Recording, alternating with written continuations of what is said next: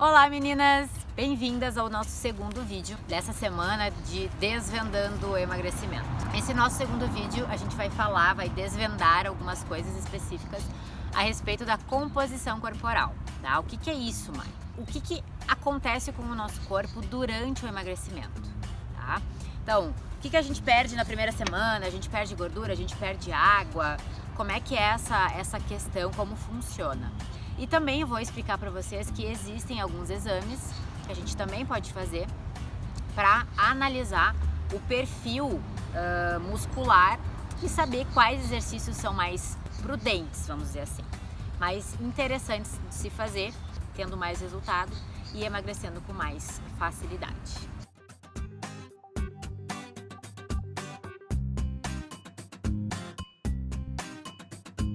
Então, meninas, vamos começar a falar sobre essa composição corporal, tá?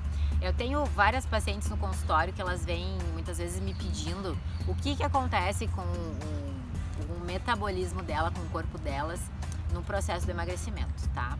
Então é interessante explicar para vocês que a gente, dependendo da pessoa, dependendo do peso dessa pessoa, a gente vai ter uma perda maior ou menor no início, nessa primeira semana, de líquidos, tá? Então a gente não consegue perder gordura de fato já na primeira semana, tá? Então o que a gente perde mesmo, Mai? Por que o nosso peso baixa nessa primeira semana, tá? Primeira coisa, a gente perde água. Então por que sai água do nosso corpo?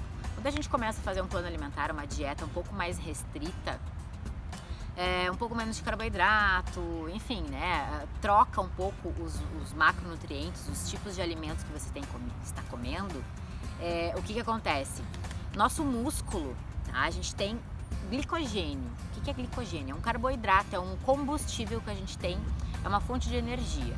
E quanto mais carboidrato a gente tem dentro do nosso músculo, ou seja, quanto mais carboidrato a gente come, né? Quanto mais arroz, batata, mandioca, doces e tudo mais, nosso músculo fica mais saturado de glicogênio muscular. E o que acontece? Cada molécula, cada grama, tá? Cada molécula, na verdade, de carboidrato, de glicogênio que a gente tem lá, vem junto para dentro do músculo 4 moléculas de água. Então, quanto mais carboidrato eu comer, mais retenção eu vou ter, tá?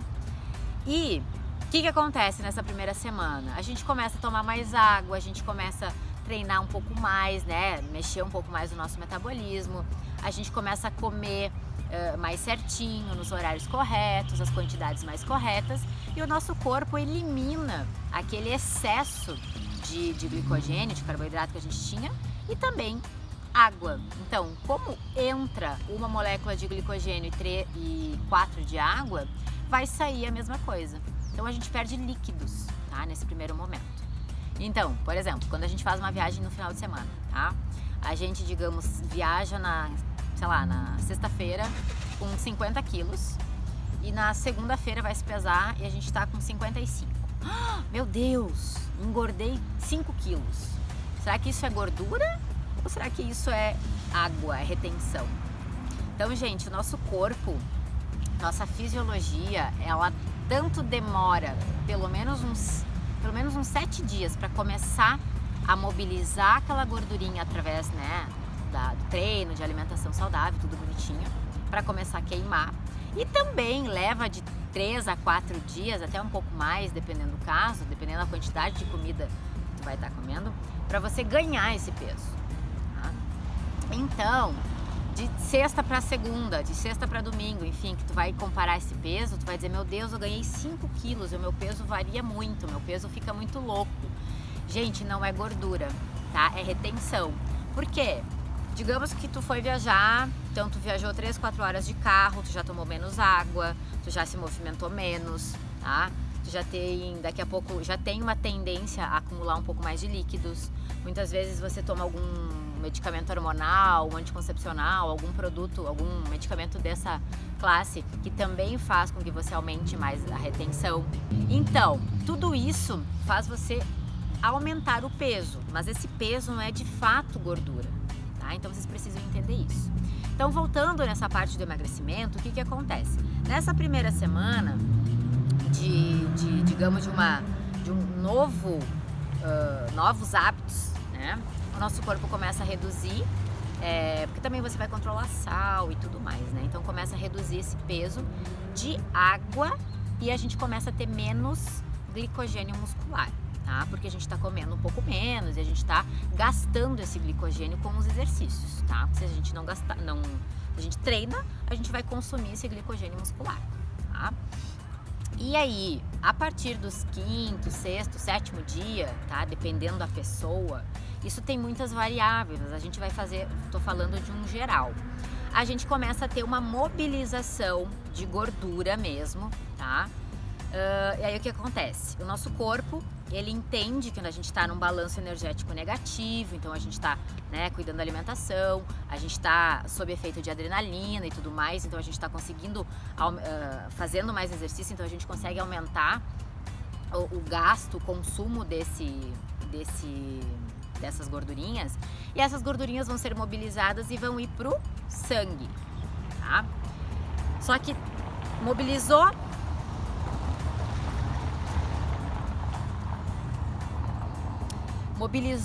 essa gordurinha, digamos, lá da barriguinha e foi pro sangue, ela ainda não foi queimada, essa gordura ainda não foi oxidada, que é o termo correto, tá? Como é que vai acontecer essa oxidação? Essa oxidação vai ocorrer no momento em que você estiver gastando energias, tá? Então, no treino, gastando mais do que ingerindo muitas vezes, tá? A gente precisa ter esse balanço energético negativo. E aí o que acontece? Essa gordurinha que foi pro sangue, tá? Vai ser queimada, digamos assim, tá? E você vai começar a ter o processo de emagrecimento, tá? Então muitas vezes tem pessoas que estão emagrecendo e fazem, por exemplo, um exame de sangue de triglicerídeos, tá? Ai, meu triglicerídeo deu muito alto. Por que deu alto? Triglicerídeos são gorduras, tá? São gorduras que estão no nosso sangue. Aí quando você está emagrecendo, essa gordura tá no sangue porque ela vai começar a ser oxidada. Então nem sempre sei lá, você tem problemas de triglicerídeos. Esse problema vai acabar sendo transitório, né? É um momento só, é muito pontual até que você queime essa gordurinha, tá? Mas enfim, o que acontece? Se caso você mobilizou essa gordura lá, jogou pro sangue e você não conseguiu queimar ela, oxidar ela de fato, o que vai acontecer? Essa gordura vai se realocar. Ou ela vai ficar lá no fígado, tá? E muitas vezes a gente tem processos de esteatose hepática, que é gordura, é acúmulo de gordura no fígado, tá? Por pessoas que muitas vezes fazem dietas muito loucas, fazem dietas muito restritivas, não fazem atividade física e essa gordura sai do subcutâneo e vai pro fígado e fica alojado lá, tá? E aí começa a ter esse processo de inflamação no fígado. Tá, gente? Então, assim, por isso que a gente tem que fazer a alimentação aliada com o exercício físico, tá? Que é sempre importante, porque o exercício que vai conseguir, de fato, fazer essa queima mais eficaz, mais eficiente da gordurinha, tá bom? A gente precisa desse exercício físico para ajudar nessa queima de gordurinha, tá? Pessoas que não fazem exercício físico também vai conseguir ter uma queima dessa gordurinha, porém com muito mais demora, com muito mais dificuldade. Outra coisa que eu preciso falar com vocês, explicar para vocês, é que o nosso corpo, ele tem uma memória, tá? Então, por que muitas vezes é difícil a gente emagrecer e permanecer naquele peso, tá? O nosso corpo, ele tem essa memória biológica que, se a paciente, digamos, se você já pesou, sei lá, 80 quilos e hoje tu tá com 60, tá com 20 quilos a menos do que tu já pesou, ele fica com essa memória de 80 quilos. Então tu acaba tendo uma dificuldade nesse primeiro momento de manter esse peso, porque o teu corpo, quando ele se encontra no momento ele pensa assim, como um sobrevivente, tá? Então, quando ele tiver oportunidade de agarrar tudo e mais um pouco daquelas comidinhas que você está comendo, tá? Ele vai acabar reganhando, você vai acabar ganhando esse peso de volta. E a gente precisa ensinar esse corpo, esse metabolismo, que você se encontra num novo peso, tá? tá? E muitas vezes, dependendo da pessoa, leva até 2 anos para que você consiga permanecer nesse peso novo, né? Nessa nova versão de você mesmo. Só que a gente fala que a gente precisa no mínimo de 6 meses, tá? Para conseguir findar essa nova versão de você. Essa memória que a gente tem biológica, eu sempre falo que quem tem uma tendência a ganhar peso mais fácil, eu digo que é uma briga tua com tu mesmo, entendeu? É uma briga interna, porque realmente acaba sendo algo que te estressa um pouco, porque acaba que se você largar um pouquinho as rédeas, muitas vezes esse peso acaba voltando com mais força, né? Mas enfim, o que mais que eu preciso falar para vocês?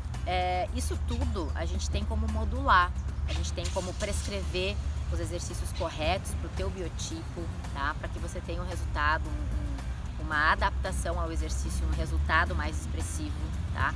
E tudo isso é necessário fazer uma avaliação física para que a gente saiba quanto de gordura você tem, quanto de massa muscular, quanto de tecido magro no total, para que a gente consiga de fato estratificar todos esses teus componentes corporais para saber realmente quem que é a pessoa. Porque muitas vezes a pessoa pode ter a mesma altura, o mesmo peso e são pessoas totalmente diferentes, tá? Eu vou colocar nesse videozinho aqui umas imagens, logo após agora que eu vou falar, deem uma olhadinha aí.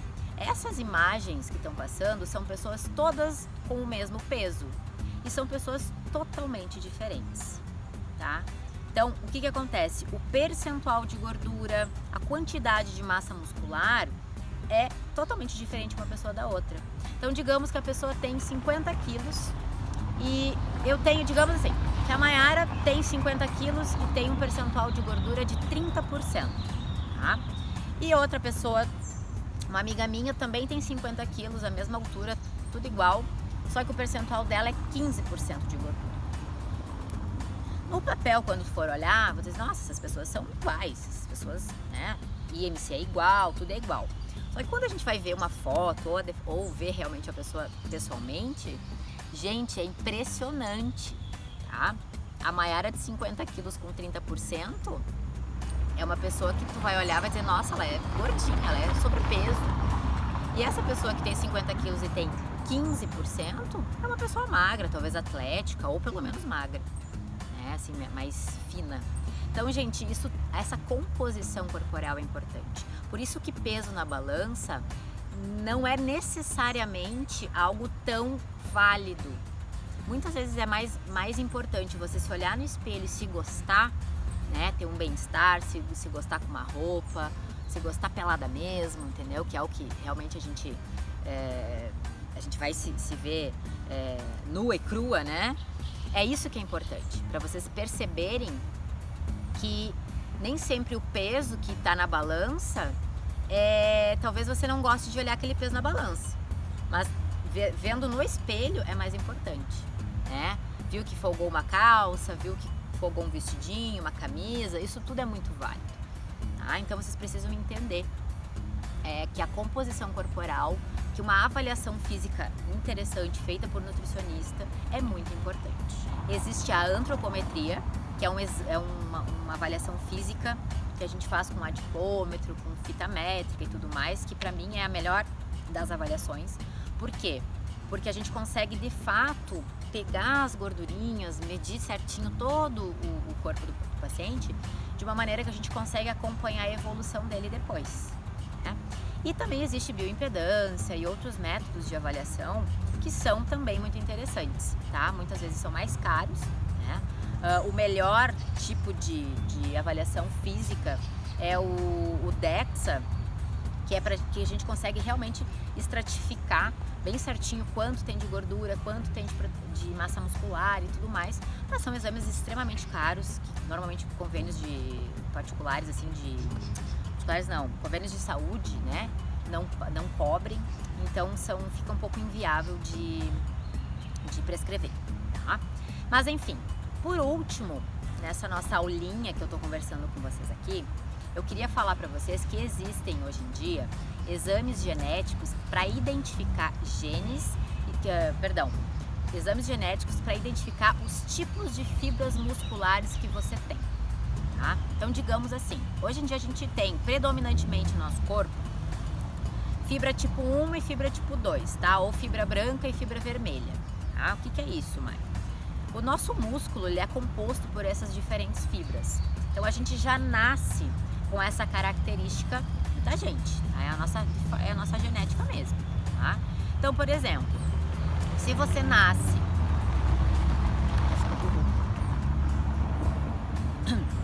Então, por exemplo, se você nasce, né, com essa predisposição normal e você vai fazer um exercício de musculação, tá? E você treina, come até direitinho e você vê que talvez o teu rendimento não é o mesmo, você não tem força, você não tem resistência, você não tem uma... Que merda, né? Você não tem uma... Enfim, uma evolução tão boa. O que é isso, tá? Por que será? Tá? Aí você descobriu que tem um exame lá legal para fazer, foi fazer os exames de fibras musculares, que é um exame genético, e identificou que você tem fibra vermelha, tá? Ou fibra tipo 1. Tá? Meu Deus!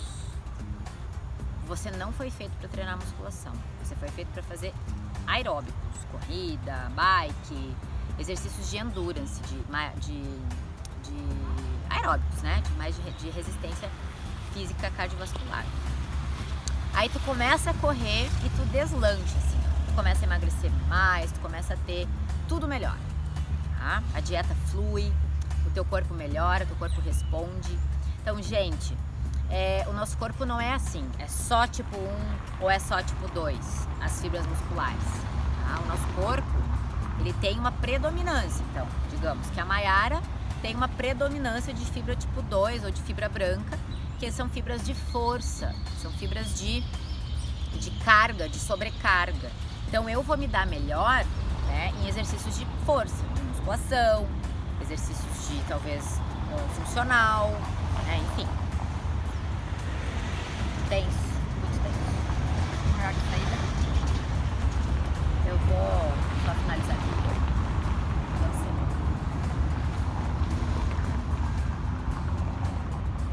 Então, gente, com esses exames, a gente consegue analisar o tipo de fibra muscular e, com isso, prescrever um treino, tá? O nutricionista não pode fazer isso, o nutricionista pode até prescrever o exame, mas tem que falar sempre com o personal. Quem vai fazer a prescrição do exercício, do treino, é o profissional da educação física, que é a especialidade dele, né? Como os profissionais de educação física não podem prescrever dietas, né, porque não é a especialidade dele. Mas enfim, o que acontece? Se você descobrir que você tem um tipo de uma tendência, uma predominância, perdão, de fibras de força, tá? Você até vai poder fazer aeróbico, talvez você goste de fazer, mas o teu corpo ele está preparado, está formado para aguentar, para fazer exercícios deste tipo, tá? De musculação. Então eu só queria comentar com vocês que existem esses tipos de exames hoje, tá?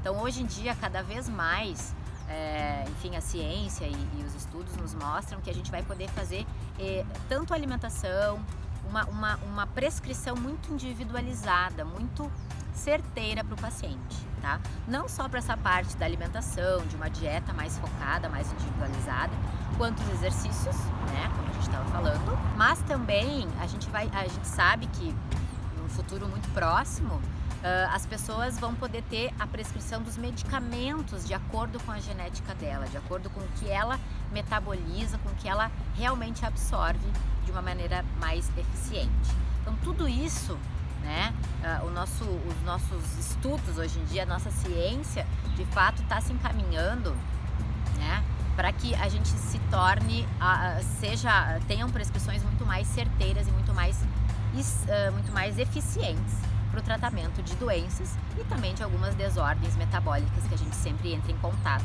principalmente nutricionista, né, como problemas de tireoide, hipercortisolismo e tudo mais. Essa área da individualidade está muito é muito importante que a gente consiga fazer isso, né? E a gente sabe que o paciente, na verdade, vai ter uma segurança, é bom para o profissional na hora da prescrição, né? E a pessoa, o paciente, vai ter uma segurança muito grande da eficácia desse tratamento, tá? Tanto um tratamento medicamentoso, um tratamento com uma alimentação, um plano alimentar específico, né, que é terapêutico, ou um exercício físico mais certeiro, mais enfim, feito realmente para o biotipo que ele tem, os tipos de fibras musculares e tudo mais, tá? Então, gente, era enfim, essas ideias que eu queria comentar com vocês, esses assuntos nesse contexto da composição corporal, tá bom? Espero que vocês tenham entendido e saibam que qualquer coisa a gente tá aí para tirar as dúvidas. Mandem direct, mandem WhatsApp, que a gente tá sempre aí, tá bom? Beijo, beijo, até o terceiro vídeo.